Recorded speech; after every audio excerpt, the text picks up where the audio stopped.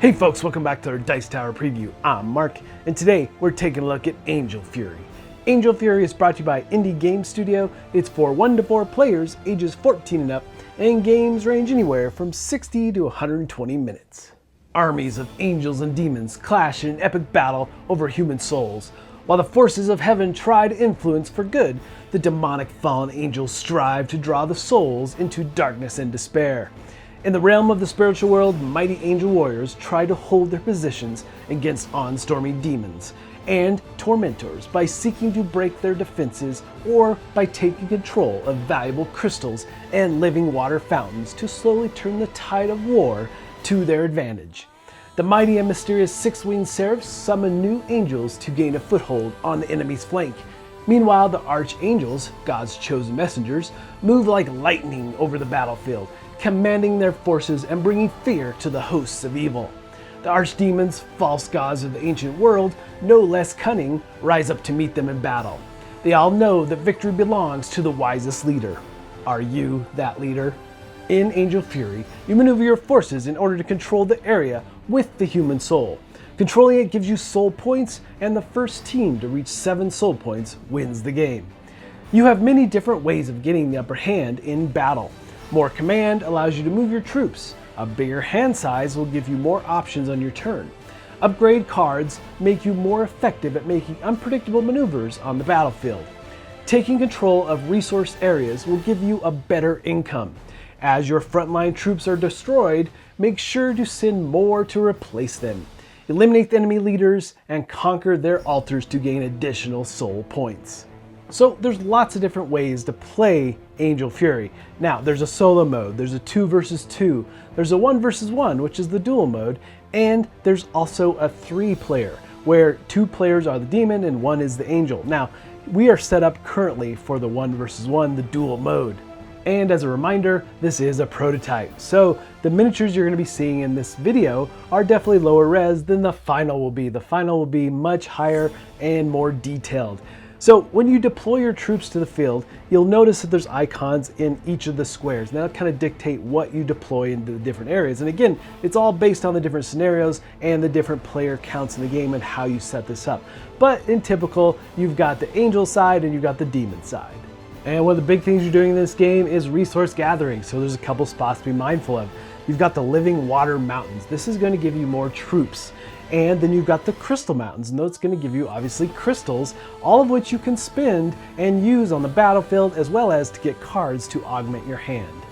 Now, both angels and demons have their own set of boards. You've got your player board where you'll be strategizing your battle. It'll hold your main cards as well as your discard pile, but it also holds the spot for your archangel, its health, as well as the archdemon and its health. Now, you also have spots for your seraph cards and your tormentor cards. These are special abilities and things that will come into play later in the game.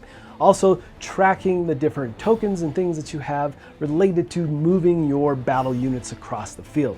Now, you also have a board for training, and this is where you're going to be gathering cards to augment the cards in your hand. You will be having to purchase these with resources. Now, each side has their own set of dice as well. You're going to be rolling dice in battle for sure. But what's more important, at the bottom of the board is where you'll be tracking all the different souls. As you gather them throughout the game, you'll have your own set of cubes to mark those off. Now, just a quick note on the different troops. You know, each of the grid areas all count as a single unit, but inside of there you could have multiple angels in a 3x3 grid of individuals, or you can mix that up with a seraph, which happens to be a 4 spot, so you'll have to make accommodations and everything has to fit within the spot or within that 3x3 grid. And you do have the archdemons and archangels that take up 6 spots. So, and they also equate to dice, how many dice get rolled based on the amount of troops that are in a particular grid spot. Now on your turn, there's 2 different phases. You have the action phase and you have the resource phase. The action phase has 5 possible things you can be doing. And if you have any troops available to you, you can deploy them. And on the angel side, you can deploy them with a seraph or on the altar spot. And same with the demon side, the altar spot, or with tormentors. And they're still available to you to move in that particular round.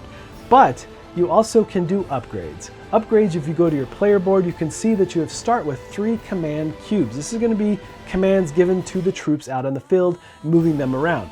So you start with 3, and if you pay 5 crystals, as this is one of the resources, you can get another cube, giving you more options during your turn. Or you can pay 5 crystals to increase your hand size, giving you more cards to deal with on any one turn and giving you more strategies that you can put into play.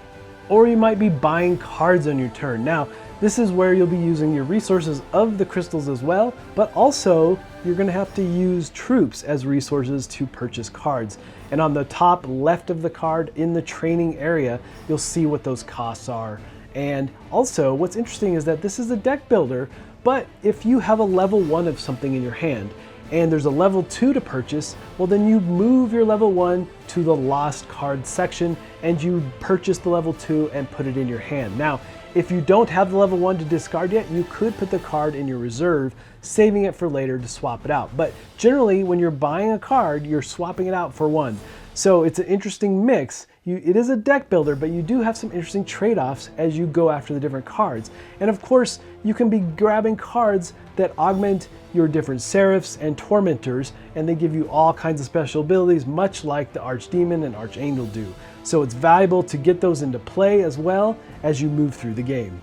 Or you can play cards from your hand. Now, there are some cards that you're going to save for battle, offense, defense, things like that, but there's other cards that give you additional troops. They're going to give you resources of a different type, using command cubes to get those resources, all kinds of variation on how these different cards work.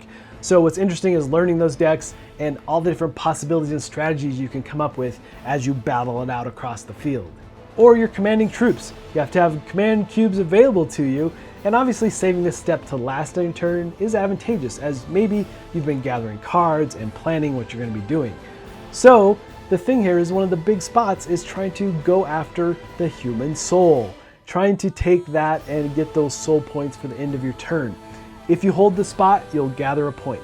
Now, also, there's altars. If you gather your opponent's altar, then you're going to gather souls for that as well. Now, across the board, there's also resources. So moving troops into there, you still have to be mindful about how many troops fit. Everything has to fit in that 3x3 grid within that square. But when you move into a resource, you'll gather it. The Crystal Mountains, you'll get crystals, and the Living Water, you'll get troops. And I'm sure you're wondering what battles look like. Well, it's very straightforward. You're really just comparing dice values, but it also is based on the number of troops you move into a spot. So, as an example, we're going to move 9 demons into the human soul spot, which is going to be versus 6 angels. You're going to roll those dice and compare the values and remove that number of troops. So, for the angels, they're looking for swords, and for the demons, they're looking for axes. Now, also, you may have cards in your hand to augment the type of damage and things that you're doing in this battle. Playing those, also, you might have cards in your hand for defense. So you want to play all those and keep those in mind as well. But also your Archangel and your Archdemon may give you benefits in battle. So there's lots of things to consider as you go in, but in general, you're just rolling those dice and comparing values. And you remove that many units from the field of battle based on the dice rolls and the cards played. Now, also, if both factions are still on the battlefield, well, then you have choices to be made. Either you can retreat, someone retreats and the battle's over, or you can continue to fight it out. And if you do, then you're trying to eliminate, obviously, especially here in this example, the demons are trying to move into the soul spot, because if they hold that spot at the end of their turn, then they're going to get a soul point. Now, if you engage in battle with your Archdemon or your Archangel, well, they can absorb some of the damage instead of just removing troops. So depending on which of those you've chosen for the game, well, that will determine how many health they have, and the ones here start with 13. So if you move into a spot and your opponent does 4 damage, they could just take that 4 damage and not have to remove any troops in the battle. So you just continue back and forth that way, and hopefully you don't lose your Archdemon or Archangel, because they are your main force out there for sure. Now, the last part of your turn is all about gathering resources. Hopefully you're gathering human souls. That's the first thing you're looking at. Did you take over the human soul spot on the board? If you did, you'll get a cube for that and place it on the board. Also, if you happen to take control of the altar of your opponent, you'll get another soul cube for that, marching ever closer to 7 soul cubes. Then you're looking at to see where you control different resources on the board, looking for those crystals and the living water. If you do, you gather those resources as well. Also, each of your Archdemon and Archangel will give you a certain number of resources, so they are super helpful. That's another reason you don't want to lose them in battle.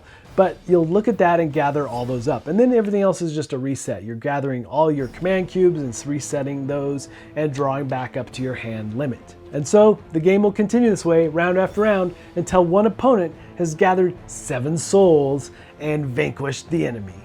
All right, folks, just a reminder once again, this has been a Dice Tower paid preview, and everything you've seen here has been in prototype form, so keep a close eye on the campaign for any changes that still may occur. Now, with that said, there's lots of different scenarios and tons of different cards that we didn't even go into.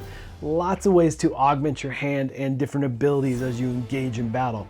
And I like that there's a solo mode and lots of different ways to play. And we didn't even go into the different things that the Seraphs and the Tormentors can do for you, but those cards are super valuable and should not be passed over as you're building out your army and engaging in battle.